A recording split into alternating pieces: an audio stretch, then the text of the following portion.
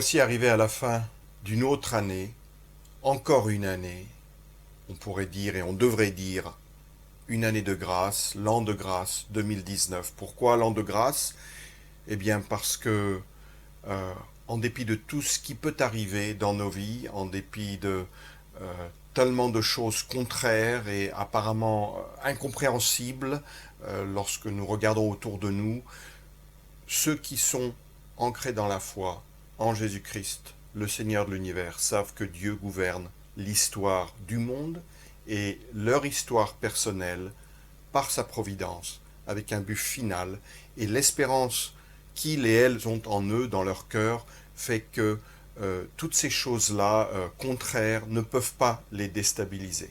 Nous avons tellement d'exemples aussi dans la Bible d'hommes et de femmes qui sont passés par des épreuves absolument extraordinaires, incroyables, et qui en sont sortis vainqueurs par la foi dans le Dieu Tout-Puissant. J'aimerais vous lire à la fin de cette année, pour conclure, et pour ouvrir l'année nouvelle, l'an de grâce 2020, un très beau psaume dans l'Ancien Testament, un court psaume, le psaume 121, qui nous apprend à tourner nos yeux vers Dieu, à lui faire confiance, parce que c'est lui qui est notre garde et notre protection.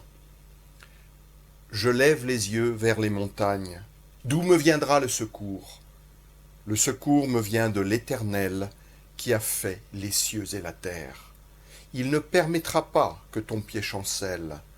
Celui qui te garde ne sommeillera pas. Voici, il ne sommeille ni ne dort, celui qui garde Israël. L'Éternel est celui qui te garde. L'Éternel est ton ombre à ta main droite.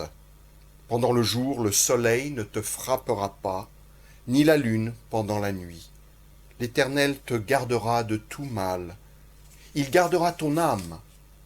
L'Éternel gardera ton départ et ton arrivée, dès maintenant et à toujours.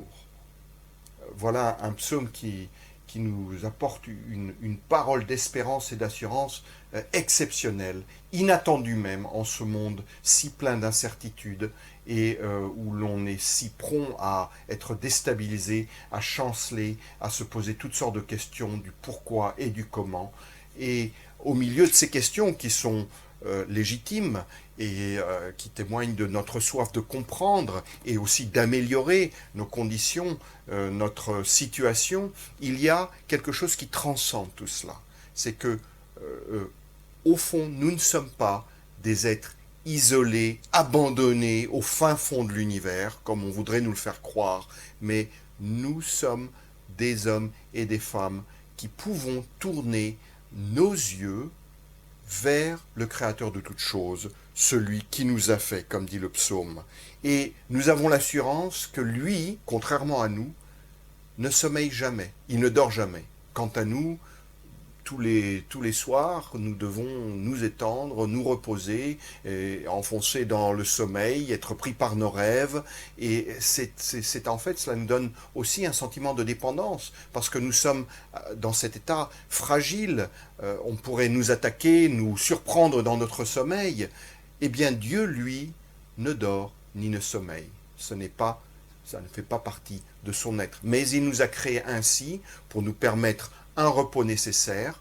Et ce repos aussi, je voudrais vous en parler, parce que de même que nous avons parlé du repos du sabbat, lorsque nous avons traité du quatrième commandement, eh bien, les années qui passent nous amènent progressivement vers l'accomplissement de cette histoire humaine qui est l'entrée pour les croyants dans le grand repos de Dieu, dans un repos éternel qui n'est pas fait de paresse. Ce n'est pas cela qu'implique le sabbat éternel de Dieu, mais c'est un repos par rapport à la mort d'abord, qui est vaincue, par rapport au péché, à nos péchés qui ont été engloutis grâce au sacrifice de Jésus-Christ. Et c'est un repos dans lequel nous sommes invités à entrer. Chaque année qui se termine nous assure aussi que Dieu est en marche pour faire venir, intervenir ce sabbat éternel, ce repos éternel, et qu'il a déjà accompli l'acte décisif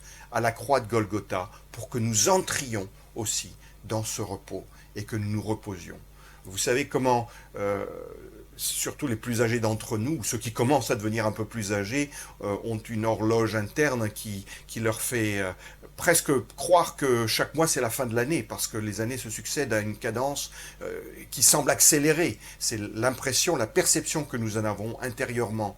Eh bien, cela pourrait être un facteur d'angoisse, de peur, de crainte. Eh bien, au contraire, si nous nous mettons dans cette perspective, la perspective du grand sabbat, du repos que Dieu accorde à ses enfants, eh bien nous savons que l'accomplissement d'une année, c'est le rapprochement de ce jour où Jésus-Christ viendra en gloire et rassemblera tous ses élus, tous ceux qui lui appartiennent, tous ceux que le Père lui a donnés, comme il le dit dans l'évangile de Jean au chapitre 6, afin qu'ils entrent dans ce repos éternel. Alors, en guise de conclusion, je voudrais vous lire un autre court passage qui est une bénédiction que l'apôtre Paul écrit aux chrétiens de la ville de Thessalonique, qui passaient par de très grandes épreuves d'ailleurs, puisqu'ils étaient déjà, dès le commencement, dès le début de leur vie en tant que communauté chrétienne,